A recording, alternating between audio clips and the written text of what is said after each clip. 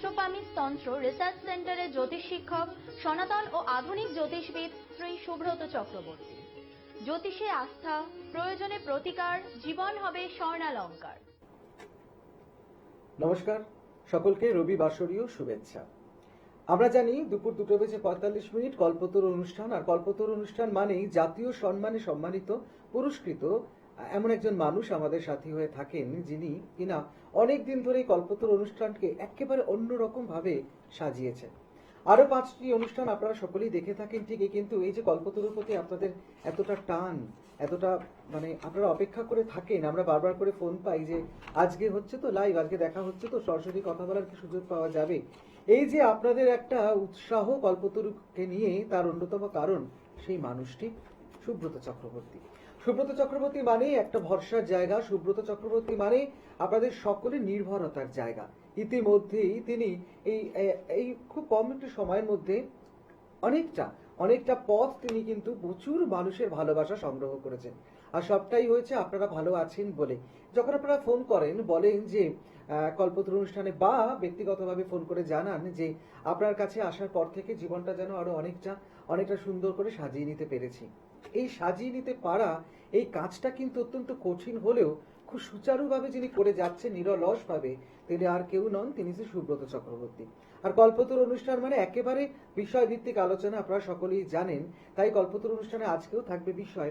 আজকের বিষয়টি কিন্তু অত্যন্ত গুরুত্বপূর্ণ একটি বিষয়। আমরা সকলেই কর্মে বিশ্বাসী, আমরা সকলেই চাই আমাদের কর্ম। আমরা জানি দিনের শেষে কিন্তু আমি যা রেখে যেতে পারি বা আমার যা থেকে যায় তা হলো আমার সারা জীবনের কর্ম তো করে যাই, কিন্তু সত্যি কথা বলুন তো এমন মানুষ কি সত্যি আছেন যিনি কর্মের একটা সুন্দর ফল চান না? অবশ্যই করে যায়, এবং অবশ্যই পাওয়া উচিত, কারণ আমি যে এত পরিশ্রম করছি বা আমি যে এত আশা করছি তার একটা ফল তো অবশ্যই থাকা উচিত। কিন্তু অনেক সময় দেখা যায় সেক্ষেত্রে হয়তো অনেক ক্ষেত্রে সেখানে আমাদের ব্যতিক্রমও থাকে। তারপরেও মানুষ কিন্তু বারবার করে চান তার জীবনটাকে সাজিয়ে নেবার জন্য, একটু সুন্দর জীবন যাপনের জন্য। অনেকেই ফোন করেন, আমি তো কাজ করে যাচ্ছি, আমার কি ব্যক্তিগত কোনো জমি জমা ঘর বাড়ি হওয়া সম্ভব? আমি তো কাজ করে যাচ্ছি, আমার কি নিজের একটা গাড়ি হওয়া সম্ভব? এই শখগুলো পূরণ করা আমাদের প্রত্যেকের কাছে একটা স্বপ্নের মতো।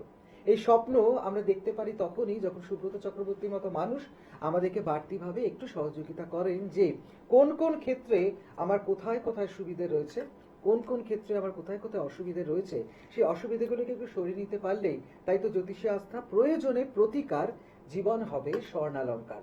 এই স্বর্ণালঙ্কারের জন্যই তো আজ সুব্রত চক্রবর্তী সবসময় আপনাদের সঙ্গে রয়েছে, আজও রয়েছেন কল্পতরু অনুষ্ঠানে। ফোন করেছেন দুজন, একজন বারুইপুর থেকে নবীন বৈরাগী, তিনিও জানতে চেয়েছেন ঠিক একই কথা। স্বরূপ অধিকারী পাঁশকুড়া থেকে, তিনিও জানতে চেয়েছেন একই কথা, যে কর্মের পরে আমার জীবনে একটু অন্যরকম জীবনটাকে সুন্দর করে সাজাতে পারবো কিনা, কি কি অপেক্ষা করছে, নিজের বাড়ি নিজের গাড়ি। আসুন সকলের এই প্রশ্নটুকু নিয়ে আজকে সুব্রত চক্রবর্তী সরাসরি তার কাছে চলে যায়। নমস্কার।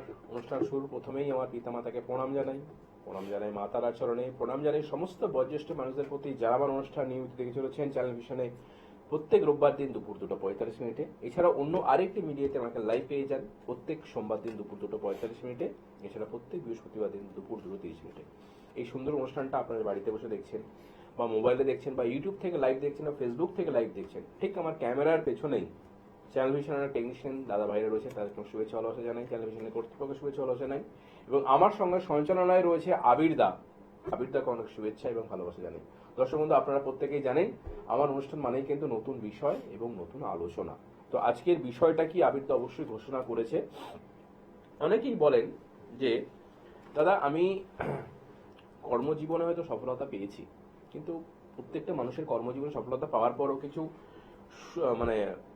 চাহিদা থাকে, পরিবৃত্তি থাকে, যে আমি কি এইগুলোকে পেতে পারি। তার মধ্যে স্বরূপ বৈরাগী যিনি ছিলেন, কি নাম ছিলেন, নবীন বৈরাগী এবং স্বরূপ অধিকারী, ওরা দুজন আমাকে বহুদিন ধরে SMS করেছিল, হোয়াটসঅ্যাপ করেছিল। তো আমি বলেছিলাম ঠিক আছে, অবশ্যই তো আমার কর্ম নিয়ে আলোচনা হয়েছে, বাট ওরা চাইছিল যে এই বিষয় দুটোর উপর একটু আলোকপাত করতে। তো সেক্ষেত্রে আমি অবশ্যই বলবো যে দেখুন, প্রত্যেকটা মানুষই চায় যে আমি কর্মজীবনে একটা ভালো জায়গা পাওয়ার পর আমি একটা জমি কিনি, ইনভেস্টমেন্ট করে রাখি, বা অনেকের স্বপ্ন জমি কিনে আমি বাড়ি করতে পারবো কিনা, বা অনেকের স্বপ্ন আমি বাড়ি ঘর করেছি আমি একটা 4 চাকা করতে পারবো কিনা। এই 4 চাকার বিষয় নিয়ে কিন্তু আমি এর আগে অন্য আরেকটা মিডিয়াতেও কিন্তু লাইভ করেছিলাম। চার চাকা কি সংযোগ থাকতে পারে? দেখুন, সাধারণত প্রথমে আমি বলে রাখি যে আপনার জন্মছকে চারটে চাকা অর্থাৎ আপনার চার চাকা বা ফোর হুইলার গাড়ি হবে কিনা সেই সংযোগটা জন্মছকে আপনি নিজে দেখলেও বুঝতে পারবেন। সেটা আপনার ফার্স্ট হ্যান্ড হোক অথবা সেকেন্ড হ্যান্ড হোক, আপনার কিছুভাবে কিন্তু এই সংযুক্তিকরণ যদি থাকে আপনি চার চাকার মালিক অবশ্যই কিন্তু হবেন।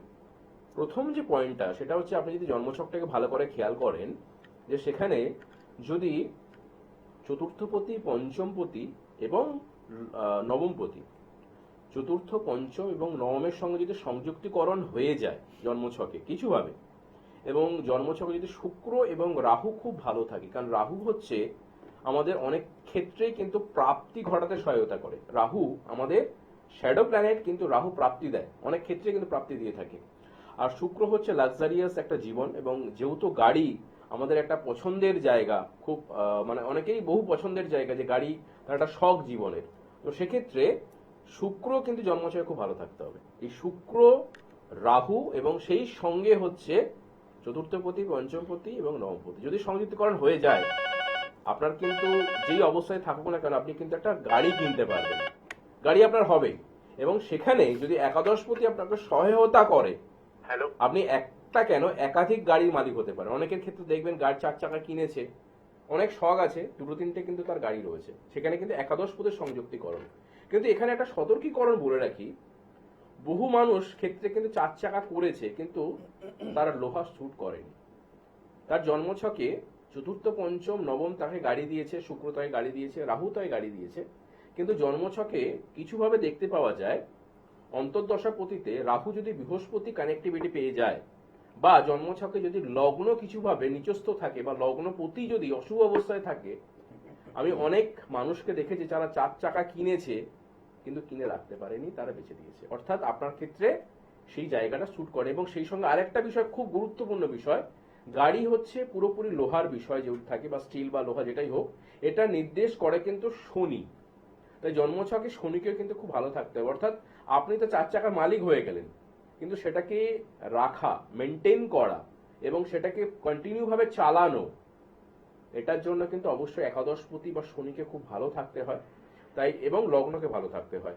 তাই আপনি গাড়ির মালিক হয়তো হবেন, কিন্তু সেটাকে আপনি রেশিওটাকে ধরে রাখছেন পাচ্ছেন কিনা, আপনার সেই গাড়িকে আপনি রাখতে পারছেন কিনা, মেনটেন করতে পারছেন কিনা, তাই জন্মছকে এই কম্বিনেশনটা কিন্তু থাকতে হবে। আমি বহু মানুষকে দেখেছি যারা চার চাকা কিনেছে, কিনে কিছুদিন চালিয়েছে, 2-3 বছর 4 বছর, আলটিমেটলি কিন্তু পরবর্তী ক্ষেত্রে সেই গাড়ির যে মেনটেনেন্স তারা হয়তো করতে পারেননি, কিছুভাবে কিন্তু বিক্রি করে দিয়েছে। তাই জন্মছকে গাড়ি ভালো, কিন্তু একাদশপতি বা লগ্নপতি বা জন্মছকে যদি রাহু বৃহস্পতি যুক্ত হয়ে থাকে, গাড়ি হয়েও কিন্তু অনেক সময় কিন্তু আপনার ক্ষেত্রে বাধা আসতে পারে। কিন্তু যাদের এই প্রবলেমগুলো নেই তারা কিন্তু গাড়ি করতে পারে, এবং একাদশপতি যদি খুব ভালো থাকে তার একটা কেন একাধিক গাড়ি হয়ে থাকে। ঠিক আছে, কোনো বন্ধু এসছে? হ্যাঁ, ফোনে আছে। নমস্কার, ফোনে কে আছেন? হ্যাঁ, হ্যালো, আমি অভিক রায়। বলুন। অভিক রায়, হ্যাঁ, কোথা থেকে বলছেন? বাঁকুড়া থেকে বলছি। অভিক রায়, বাঁকুড়া থেকে অভিক রায়। হ্যাঁ, আপনার date of birth? 1998, 25 September, 7:56 PM। 1998, তাই তো? হ্যাঁ 25শে সেপ্টেম্বর 7:55 হ্যাঁ 7:55 কখন গো? PM। PM। পিএম মানে রাত্রিবেলা, সন্ধ্যাবেলা আর কি, যাই হোক। জন্মস্থানটা অভিক? বাঁকুড়া। বাঁকুড়া ডিস্ট্রিক্টে, ওকে। শুক্রবার ছিল? না, আমার রবিবার। 25শে সেপ্টেম্বর 1998 তো? 1988। 88, ও আচ্ছা আচ্ছা, বেশ, দাঁড়াও। আমিও 98 শুনেছিলাম। আচ্ছা, 1988 না? হ্যাঁ বেশ, আচ্ছা, 25শে সেপ্টেম্বর 1988, 7:55 PM, বাঁকুড়া, ওকে। হ্যাঁ হ্যাঁ বেশ, আচ্ছা, রবিবার ছিল, ঠিক আছে। হ্যাঁ তোমার দিনটা ছিল রবিবার, লগ্ন হচ্ছে মেষ লগ্ন, রাশি হচ্ছে মীন রাশি, জানা ছিল? হ্যাঁ। না, জানা ছিল না। আচ্ছা, কর্ম নিয়ে প্রশ্ন করছো? হ্যাঁ, কর্ম প্লাস বিবাহ। বিবাহ হয়েছে তোমার? না না। আচ্ছা, বেশ। এখন আমি দুটো জিনিস বলবো। কর্মক্ষেত্রে কিন্তু খুব একটা ভালো জায়গা দেখতে পাচ্ছি না। অর্থাৎ এখন তোমার জন্মছকে তুমি যদি একটু খেয়াল করো, তোমার জন্মছকে মঙ্গল যেটা অবস্থান করছে শনি নক্ষত্রে রেট্রোগেট রয়েছে, ঠিক আছে। উত্তর ভাদ্রপদ নক্ষত্র, অর্থাৎ শনি নক্ষত্র পেয়েছে। জন্মছকটাতে তুমি যদি একটু খেয়াল করো, অর্থাৎ জন্মছকটা যদি একটু আইডিয়া থাকে, লগ্নের দ্বাদশে 12 হাউসে কিন্তু মঙ্গল রয়েছে চন্দ্রকে নিয়ে। এবার চন্দ্র যে ঘরে অবস্থান করছে বৃহস্পতির ঘরে মীন রাশিতে, সাড়ে চলছে প্রথমত। দ্বিতীয়ত হচ্ছে লগ্নের ঠিক সাপোর্ট অনুযায়ী একাদশ ভাবে তোমার কিন্তু রাহুর অবস্থান, যেটা হতে পারে কি কর্মসংস্থান কিন্তু মন মতো হবে না। মানে তুমি এখন ছোটখাটো কোনো কিছু কোম্পানি বা কোনো কিছু করে তোমার অতিবাহিত হবে, কিন্তু তুমি যেরকম চাইছো সেই মতো কিন্তু কর্ম হবে না, ফার্স্ট। সেকেন্ড যে বিষয়টা তোমার ক্ষেত্রে দেখবে হাতে কিন্তু টাকা পয়সা থাকবে না, প্রচন্ড পরিমাণে ব্যয় হবে। আর সেকেন্ড, তোমার যেহেতু ফোর্থ হাউসটা ডিস্টার্ব হতে পারে, তোমার গুরুজন স্থানীয় কেউ কিন্তু অসুস্থ হয়ে থাকবে। এবং তুমি যদি একটু খেয়াল করো, তোমার কিন্তু শরীরের নিম্নভাগে কোনো কিছু সমস্যা থাকতে পারে, মানে একটু ব্যথা যন্ত্রণা বা আঘাত আসা, এইগুলো কিন্তু হতে পারে। আর তুমি যে চাইছো বিবাহের জায়গাটা, দেখো লগ্ন থেকে সপ্তম ভাবের যে লর্ড সেটা তোমার ক্ষেত্রে হয়ে যাচ্ছে শুক্র। সেই শুক্রের যা পজিশন সেটা হচ্ছে চন্দ্রের ঘরে অবস্থান করছে।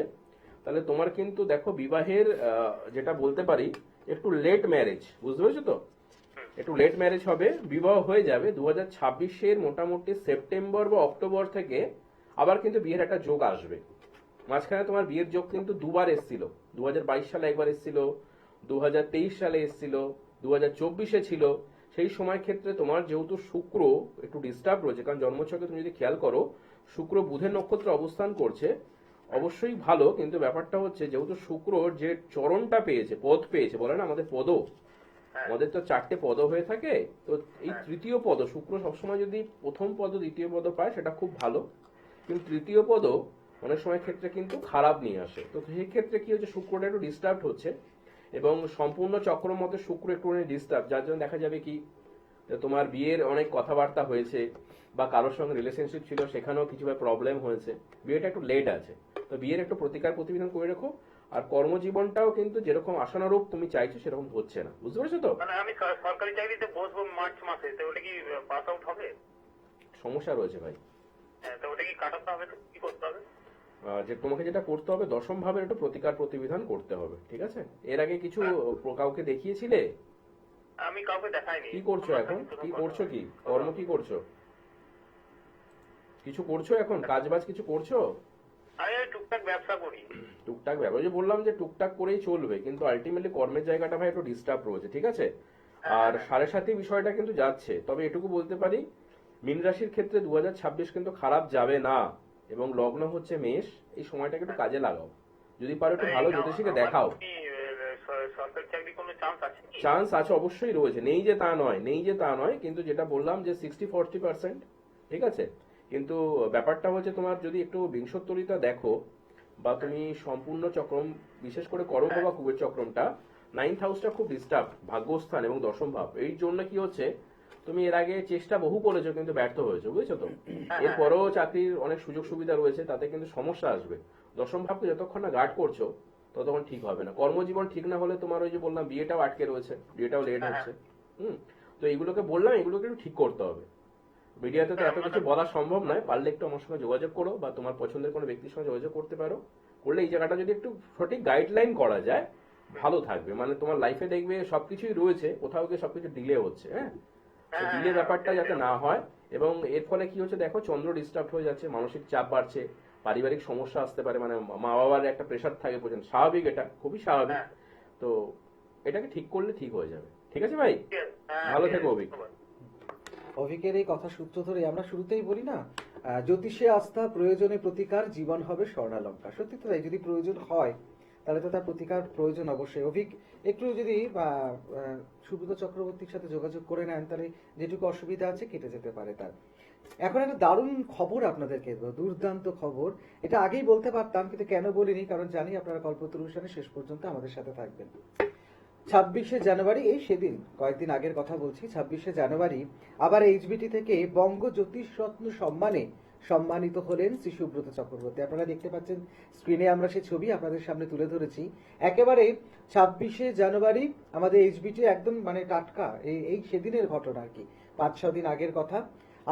আবারও সুব্রত চক্রবর্তীর ঝুলিতে আবারও সেই স্বীকৃতি, বঙ্গ জ্যোতিষ রত্ন সম্মান। এর আগে এরাই মানে ইন্টারন্যাশনাল অ্যাস্ট্রোলজিক্যাল সেন্টার মানে এইচবিটি থেকে 2024-এও তাকে জ্যোতিষ মহাগৌরব সম্মানে সম্মানিত করা হচ্ছিল। আপনারা যে ছবি দেখছেন সেটা একদম নেই 26শে জানুয়ারির অনুষ্ঠান, সেখানে তাকে বঙ্গ জ্যোতিষ রত্ন সম্মানে সম্মানিত করা হয়েছে। এছাড়া দিল্লি অ্যাস্ট্রোলজিক্যাল কাউন্সিল জ্যোতিষ রত্ন, জ্যোতিষ ভারত রত্ন, যেটা আমাদের জাতীয় সম্মান, তাও কিন্তু ঝুলিতে রয়েছে সুব্রত চক্রবর্তী। আর্যভট্ট ফাউন্ডেশন তাকে ভিভি রামন অ্যাওয়ার্ডে সম্মানিত করেছেন। আসলে সবটাই সম্ভব হয়েছে, আপনারা আস্থা রেখেছেন, আপনারা ভরসা রেখেছেন শ্রী সুব্রত চক্রবর্তীর ওপরে। এবার চলে যাব যোগাযোগ করার ঠিকানা, কিভাবে আপনারা যোগাযোগ করতে পারেন। সোমবার শ্যামবাজার, রবি এবং মঙ্গলবার গড়িয়া, মাসে 2 বুধবার বর্ধমান, দুর্গাপুর, এছাড়াও এগরা, বালিচক, অবশ্যই ফোন করে নেবেন। বৃহস্পতিবার নৈহাটি, ব্যারাকপুর, শুক্রবার দিন পশ্চিম মেদিনীপুর টাউন, কেরানীটোলা, শনিবার দিন হাওড়া, বালির জন্য রয়েছে এই সুখবর। নর্থ বেঙ্গল, উত্তরবঙ্গ আপনারা সকলে জানেন 8 থেকে 14 আপনারা পাবেন রত্নভান্ডার জুয়েলার্স, সেবক মোড়, হিলকাট রোডে। আর 15 থেকে 21 রত্নভান্ডার জুয়েলার্স, তবে সেটা আপনাদের শিলিগুড়ি সিটি সেন্টারে যেতে হবে। চলে আসি আলোচনায়। আজকে যে আলোচনার বিষয়, আবারও আমরা সেখানে প্রবেশ করব। একদম, আমরা যে আলোচনাটায় ছিলাম খুব গুরুত্বপূর্ণ একটা বিষয় আলোচনা হচ্ছিল। এবার দেখুন, গাড়িতে হলো আপনার জন্মছকে। জন্মছকে অনেকের সম্পত্তি প্রাপ্তি, অনেকে বলেন যে আমি জমি কিনে আমি বাড়ি করব, ঠিক আছে, এটা অনেকেরই থাকে যে আমি জমি কিনে বাড়ি করব, আমার সেই সুযোগটা রয়েছে কিনা।